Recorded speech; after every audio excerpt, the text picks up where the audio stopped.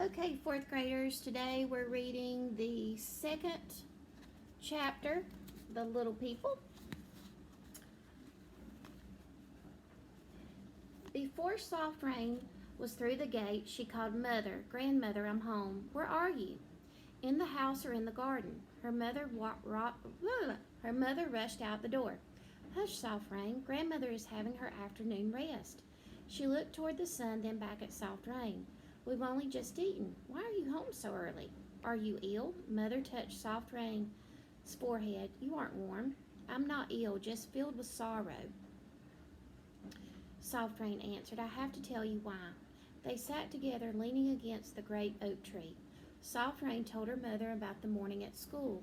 Everyone cried except Little John. He was angry, and he threw his book away. He said his father never wanted him to learn the white man's words. Soft Rain fingered her deerskin pouch, which held the word book. She wanted to keep on learning the white man's language.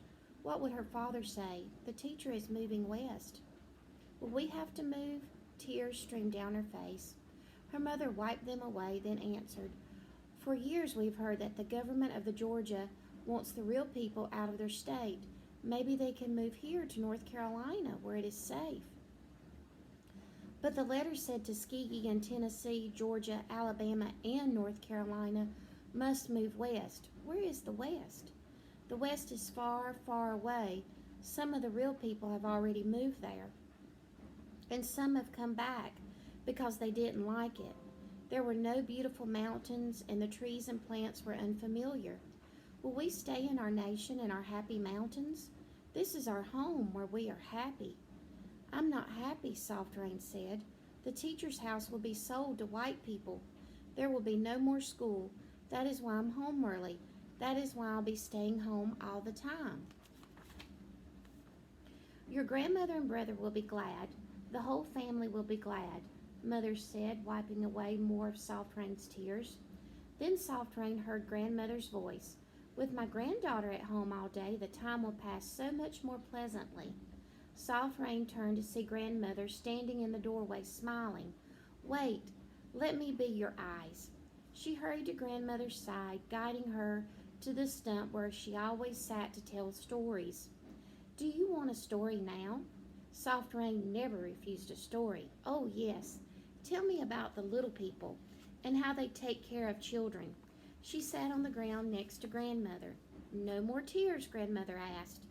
Soft Rain didn't know how grandmother could see when she was crying, yet she always could. "No more tears," she promised.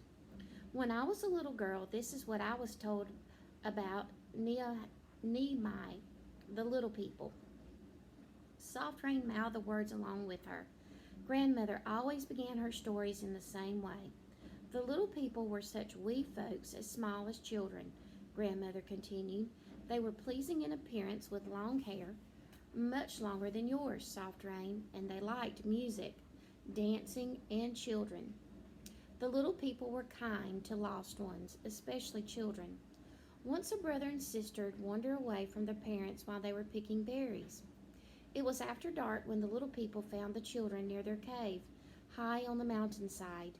They brought the young ones inside the cave, warmed them, fed them shul, yellow acorn bread, dipped in bear oil, then took them back to their home in the village. For years afterward, whenever the children went berry picking, they could hear the drums of the little people in the distance, and they felt safe." Soft Rain laid her head on grandmother's lap, where she felt safe. "Do the little people still help children?" she asked herself. "When I am alone in the woods," she thought, "I will look and listen for signs of them." "I believe in the little people," grandmother said, as if she understood Soft Rain's thoughts. Mother said, "Hawk Boy also believes. I'm sorry he missed your story." "I'll try to remember it well and tell it to him tonight," Soft Rain answered. "Where is Hawk Boy? Is he still with Father?" "Yes," Mother said. "Your father is repairing the fallen fences and burning the dry corn stalks he has been hoeing. Hawk Boy begged him to help. What a disappointment for your brother that the teacher is moving. He wants so much to learn to read." She laughed. "Soft Rain, sometimes when you are at school he makes marks in the sand, pretending to write words." Soft Rain smiled. She had seen some of Hawk Boy's scribbles. They reminded her suddenly of her cousin, Green Fern, who would be waiting for Soft Rain where the river runs narrow. I must go soon, Green Fern will be expecting me to tell her about school, as I always do. Green Fern's parents did not allow their daughter to go to school.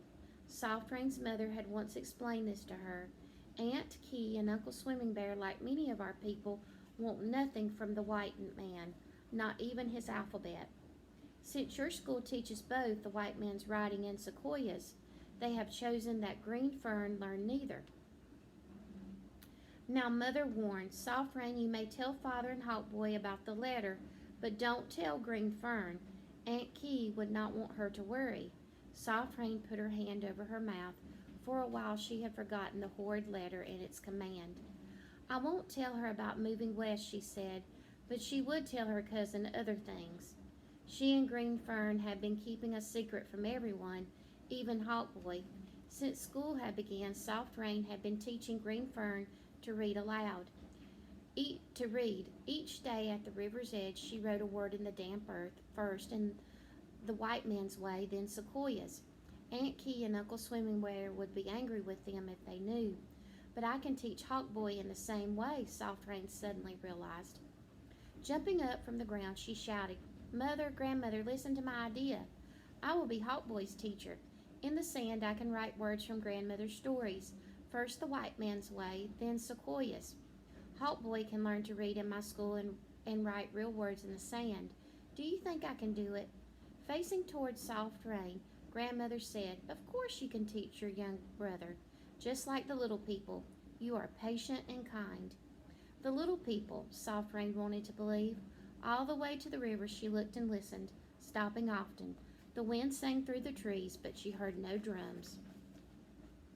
Green Fern, with her back to Soft Rain, sat on the riverbank, peering down the path, jumping at the sound of footsteps behind her. She turned towards Soft Rain. Why do you come from the direction of your home instead of town? She asked. Soft Rain stopped in her tracks. How should she answer? Okay, and then I know that you've heard about Sequoia before. He was the person, the Cherokee Indian, who created the Cherokee alphabet. Okay, that's all I have. That's chapter 2. Bye-bye.